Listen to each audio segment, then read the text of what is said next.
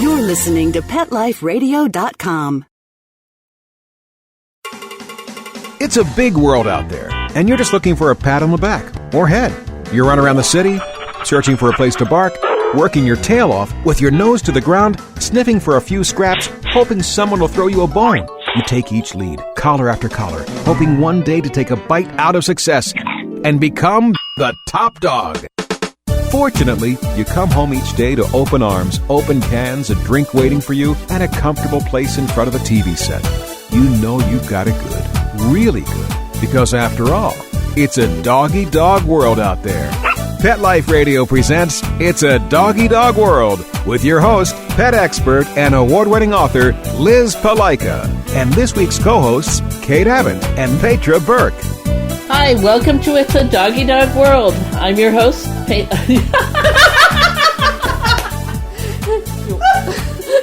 I sure kept that one. Welcome to the Golden Globes. And we're also drunk like Ricky Gervais. All right, let's start again. And from the top. Hi, welcome to It's a Doggy Dog World. I'm your host, Liz Palaika, and with me are my good friends Petra Burke. Hello. And Kate Abbott. Howdy. And we never have any fun when we record these. None. All right, in this podcast, we want to talk about dogs and other small pets, and in particular, whether your dog is a good candidate to have another small pet in the house or a small pet in the house, and how to introduce them. So hold on, listen to our sponsors for just a second. We'll be right back. Sit. Stay. It's a Doggy Dog World. We'll be right back after a short pause. Well, 4 to be exact. There's nothing more delicious and healthy than an old family recipe. And for over 50 years, our family's been creating them especially for your pets. Nutrisource Super Premium Pet Foods. Dog and cat food that's all natural, holistic, and organic. Nutrisource Pet Foods contain our patented Good for Life system for your pet's optimum health and well-being. So order now. Safe quality food made by our family for your furry family members. Go to NutrisourcePetFoods.com. From our family to yours, KLN Family Brands. Let's talk pets on PetLifeRadio.com. We know you're begging for more. So back to It's a Doggy Dog World with your fetching hosts, Liz Palaika, and this week's co-hosts, Kate Abbott and Petra Burke. Welcome back to It's a Doggy Dog World. I'm Liz. With me today are Petra and Kate. And this came about because I just added 2 kittens to my household. And I'm absolutely besotted with them. Really? Could tell. Hey, my old cat was my husband's, and she didn't like me, and she was grumpy and wanted to bite me and swat me, and she didn't like me. And now I have 2 kittens who like me. I'm really, really enjoying it. Oh, yeah. I get purrs, and I get licks, tiny little sandpaper licks. And if you couldn't tell, it's the very fact that she uses the word besotted. Yeah. Yes. Hey, I fully admit it. I admit it about 2 days in after they joined my household, and I went, oh, I like this. It's less than 2 days, but okay. Yeah. We'll go 2 days. Yes. Well, and as an example of you getting used to a new pet in the household, your previous cat had taught you to be very, very careful and respectful when touching her. Oh, yes. Yes. And then you were telling me about the kitten in your lap. Yes. And I was holding him very, very carefully. I was waiting for him to explode off my lap, and he didn't. And when he rolled over and exposed his belly, oh, yeah. you thought it was a trap. I knew he was going to bite me. Boy, what is he going to do to the family? I know, we're Liz, the dogs, psychologically scarred. She was a strong personality, so your response to the kitten bearing his belly, and then Bashir's response today. What happened today was I have put a screen door on the back sitting room. It's not a bedroom, so to speak, although it was designed as a bedroom. It's a little sitting room, and I have the kittens in there with their cat tree and their litter box and their food, and I put a screen door on so the introductions between the kittens and the dogs would be gradual and safe, not realizing that my dogs have such a bad case of PTSD from Xena that there wouldn't have been any problem anyway, but that's okay. Gradual introduction is good. Well, the kittens have been in the household a week, so today when I went in to sit down and spend some time with the kittens, I brought Bashir, my 10-year-old Australian Shepherd, into the room with me. He came in very nicely and calmly, and looked at me for guidance and looked at the cat food, and I said, no, leave the cat food alone, and he did. Then he went to put a nose down to one of the kittens, the one that I call Spock, because, of course, all my pets have Star Trek names, but that's another story. For another podcast. Yeah, for another podcast. Bashir went to put his nose down towards Spock, and Spock, very nicely, was not afraid of him, and stretched and started to roll, as cats do when they're relaxing. And poor Bashir screamed, jumped in the air, crouched down, and acted like he was going to die. I did not realize that my previous cat had psychologically scarred him so badly. But she loved my husband, but otherwise she was an evil cat. Yeah, the rest of the world.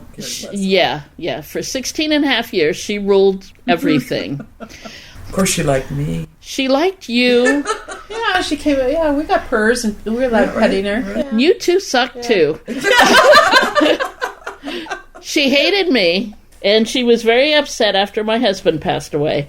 But I did not realize how psychologically scarred poor Bashir was. So anyway, after the kitten did not attack him and did not kill him, I calmed him down, had him relax before I let him leave the kitten room, because I didn't want him to leave the kitten room in a mad panic. Right. So I don't have to worry about my dogs hurting the kittens.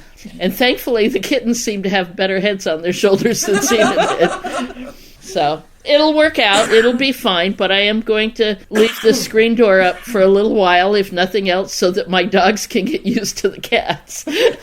Well, your middle boy, Cisco, he won't even acknowledge the kittens are there. No.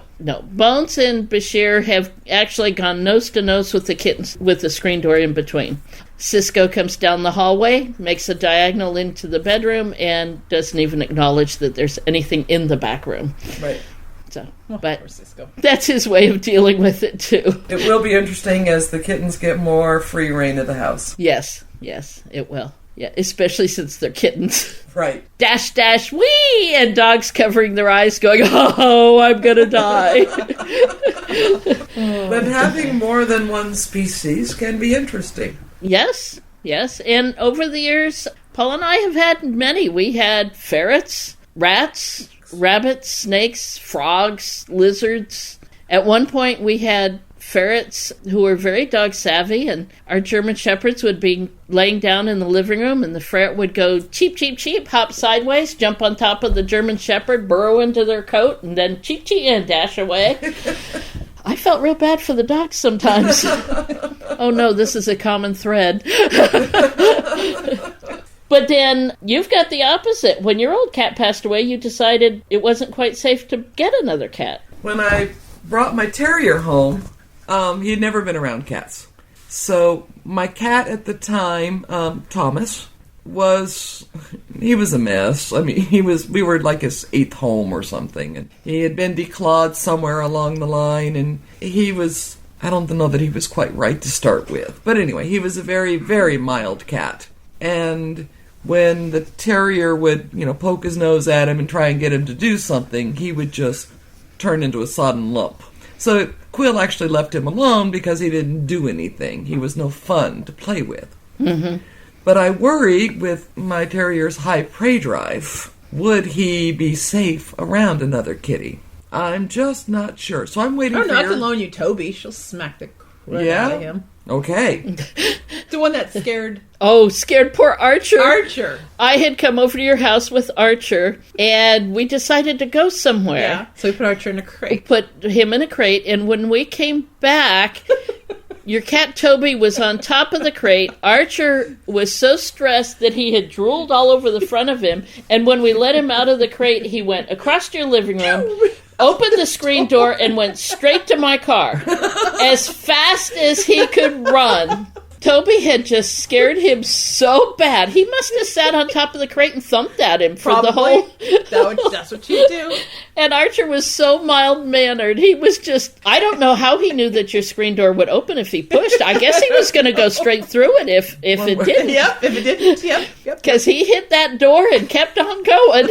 So bring Quill over, put him in a crate, and let Toby have him. Think about it. But remember, this is the same terrier that killed and brought me the possum out of the backyard. Yep. I mean, he's got the... Okay, all right. See, I'm thinking more about putting him on leash and bringing him over to Spock and... What?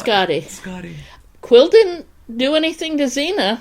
He'd been to my house a few times with Xena. I don't remember if they had any contact.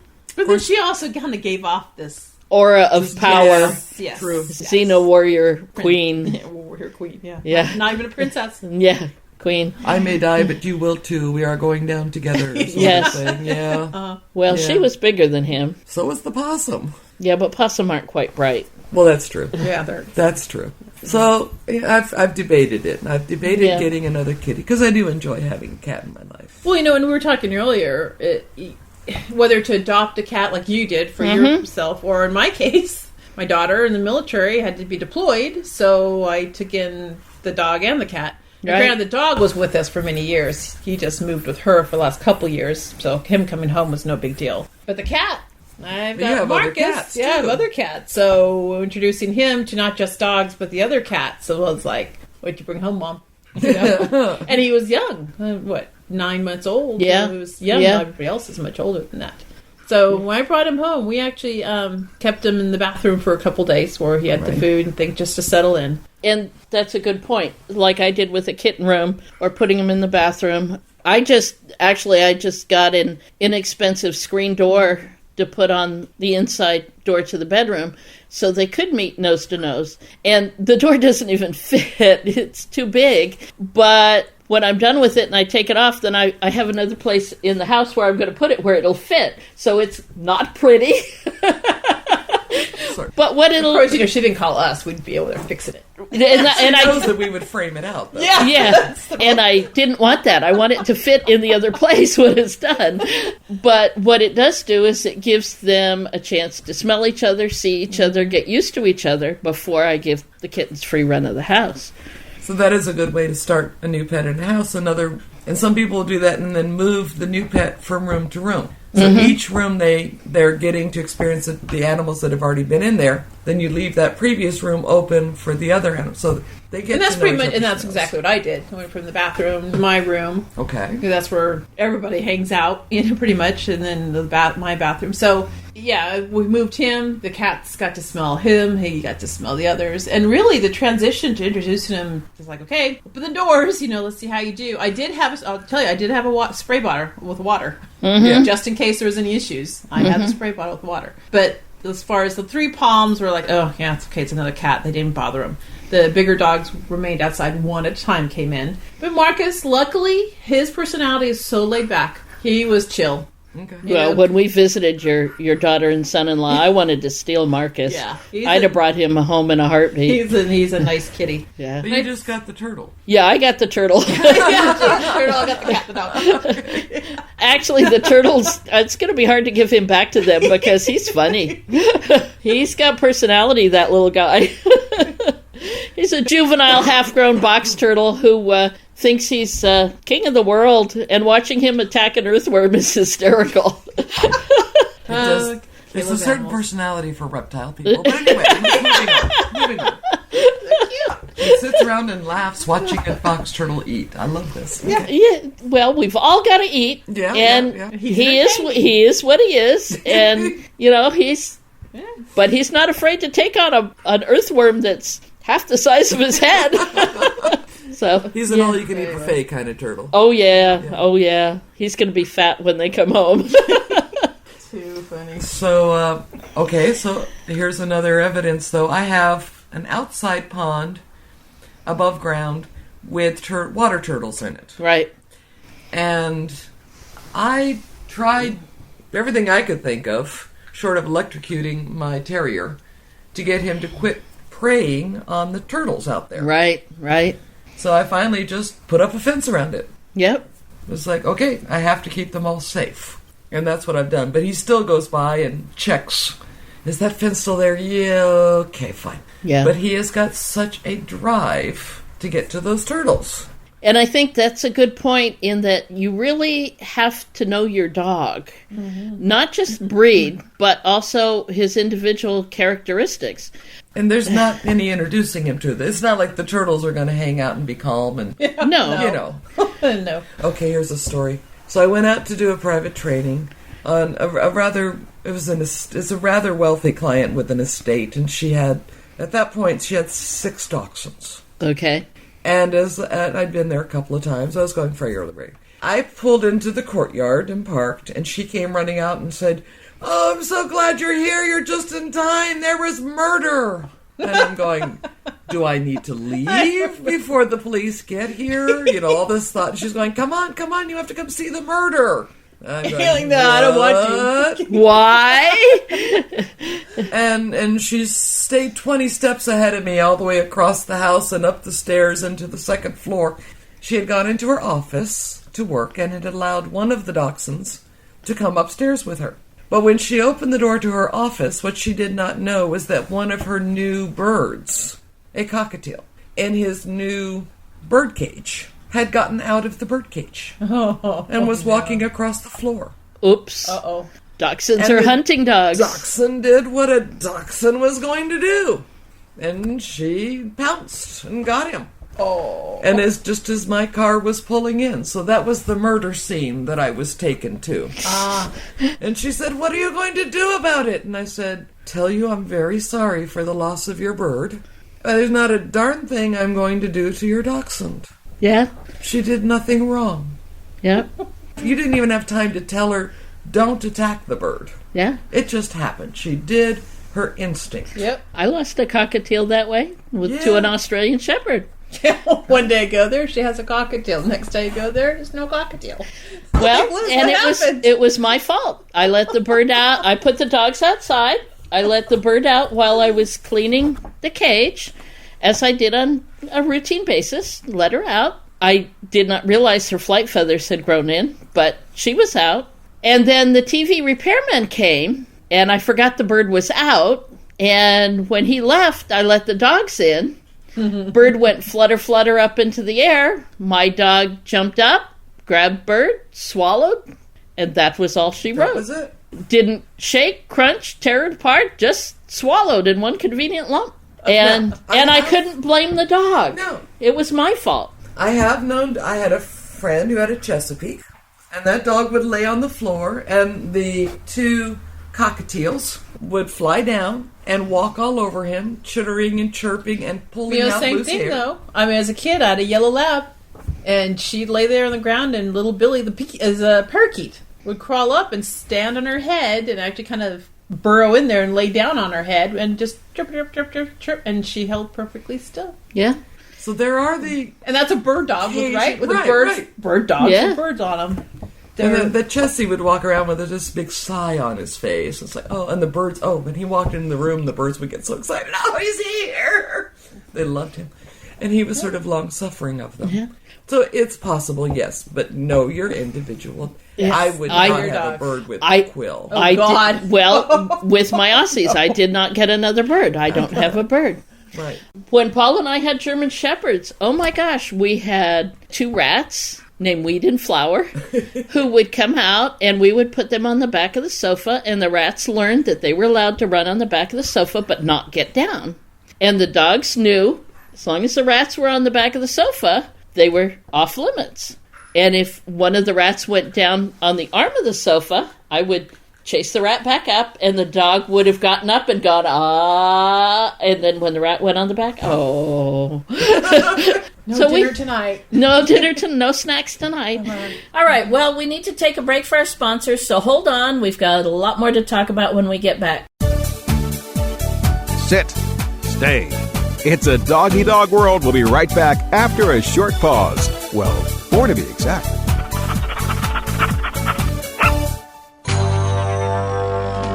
It's DesignerPetSweaters.com. Hand-knitted designer sweaters for your precious pup or cool cat. Beautiful couture patterns for your pets, including custom-knitted formal wear, casual wear, yachting, and even sports-themed. Many designer pet sweaters include feathered tammy hats, top hats, and a lot of sparkle. Each sweater includes leg loops, front paw sleeves, and leash opening. Visit DesignerPetSweaters.com to order your 4-legged fashions today. Your pets will stay warm for the winter and be runway ready. Large or small, we fit them all. DesignerPetSweaters.com.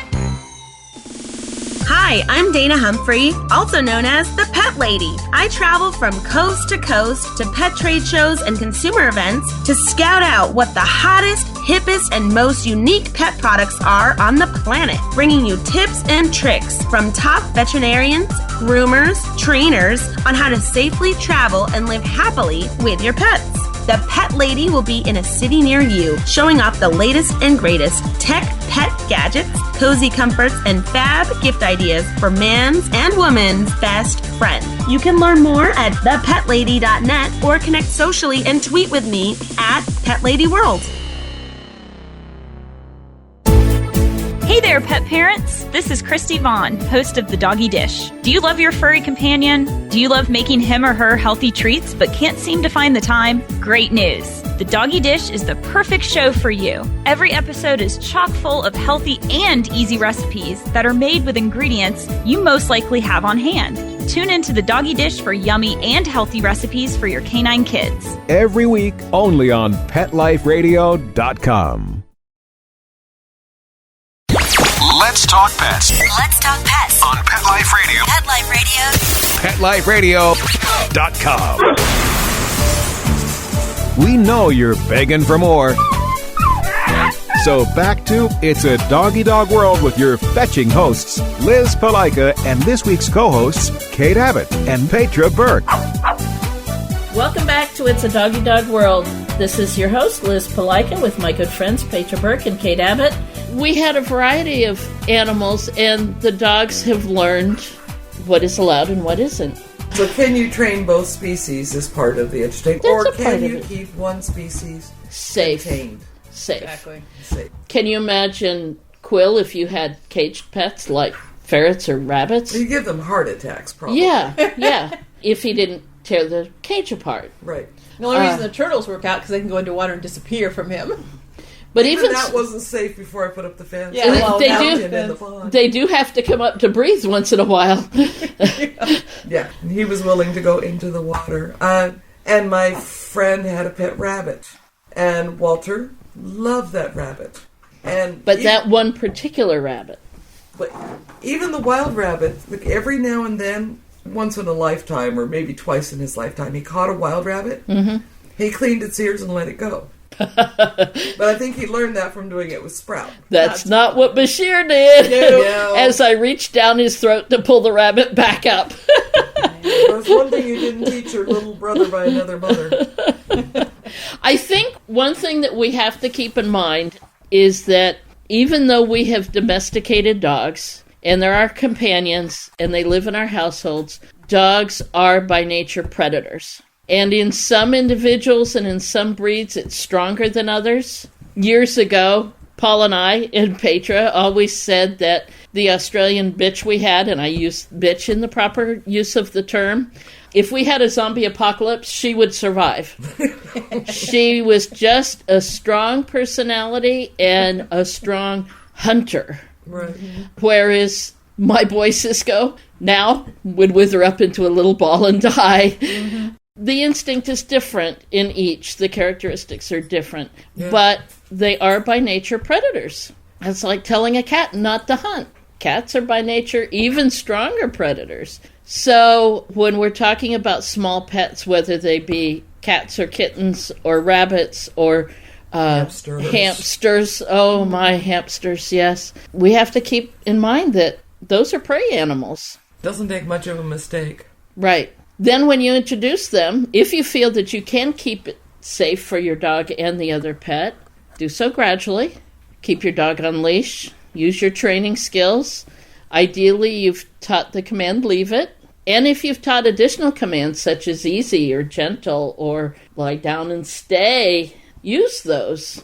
Use your obedience I was talking to Bones and Bashir the whole time they were in the kitten room with me. And I want to caution, there's this, I've noticed it more than once with people, now don't eat it, don't eat it, don't eat it. Everything about the object or critter becomes negative. Oh, yeah. So it's like, no, just sit down. Good job. Lovely. Nope, leave it. Good. Mm-hmm. It's got to be positive around the other. That doesn't mean you're allowed to eat them, but it can't always be you're in trouble when this thing shows up. And that brings up another point. When I brought Bashir and Bones to meet the kitten, I wasn't holding the kittens. Right. The kittens were in the room. I had my hands on the dogs. Not restraining them so much, but telling them they were good. Telling them that they were wonderful. Bones was staring at my face, half worry, half adoringly, as he wagged his tail, and the kitten played with his tail. Mom, what am I supposed to do? Mom, he's touching my tail.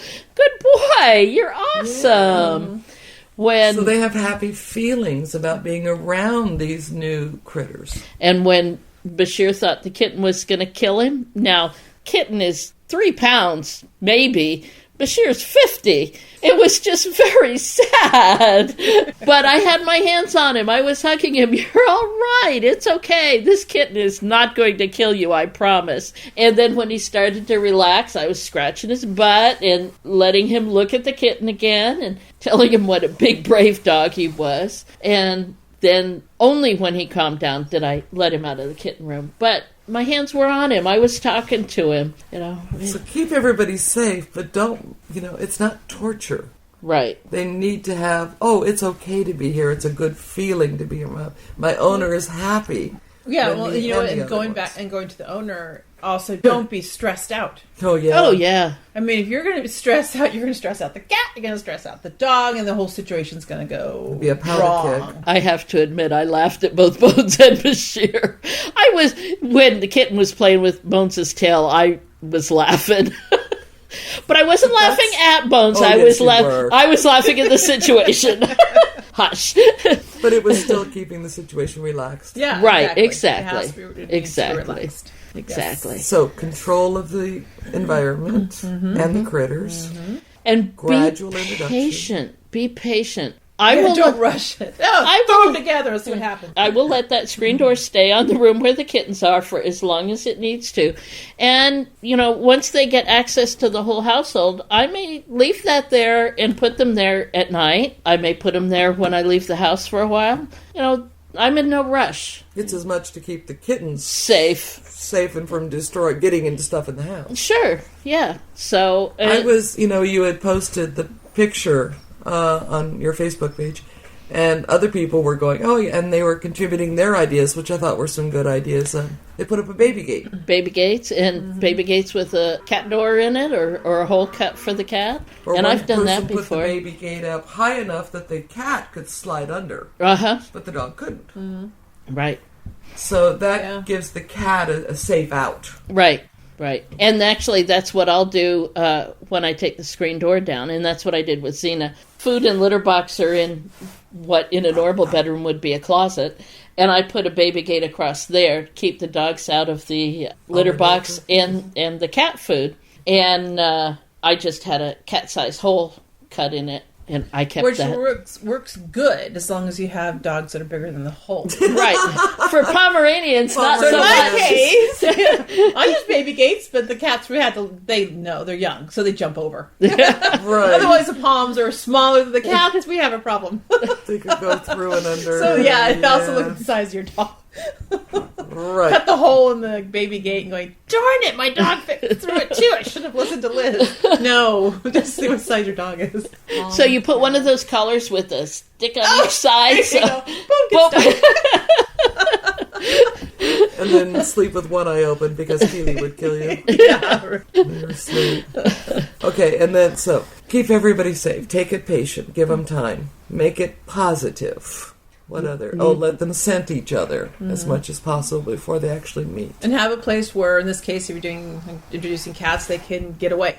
And If you're worried, follow your gut. Follow your intuition. If you have this feeling that your dog really, really wants to kill the rabbit, then make sure wherever you adopt it from, or that you could return them, or that you can keep them safe. Yeah, that you can keep them safe. I've had small pets that I just knew the dogs really were overly interested in, and I just made sure the cage was secure, the cage was out of reach, the cage was in another room, that the dog was safe from his own instincts or inclinations, and the small pet was in a safe place. And if you've got some of the larger birds, you may have to keep your dog safe. That too. Gosh. Yeah. That too. A parrot can do some damage, man. Especially a macaw.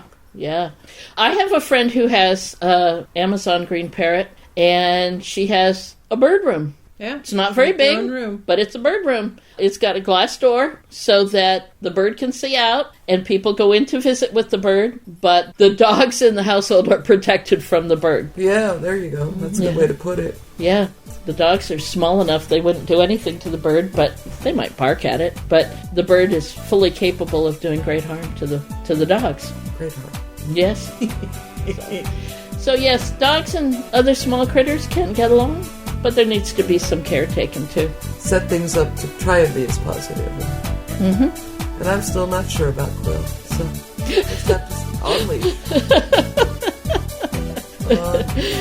All right, well, that's it for this podcast. Hopefully we've given you some things to think about, and we'll see you next time. Bye-bye. Take care. Having a rough day? Longing for the dog days of summer? Think your fun furry friend lives a dog's life? Well, find out everything you're begging to know as Pet Life Radio presents It's a Doggy Dog World with pet expert and award-winning author Liz Palaika. Every dog has his day, and you'll find out how to make your dog's day fun and rewarding. Every week, on demand, only on PetLifeRadio.com.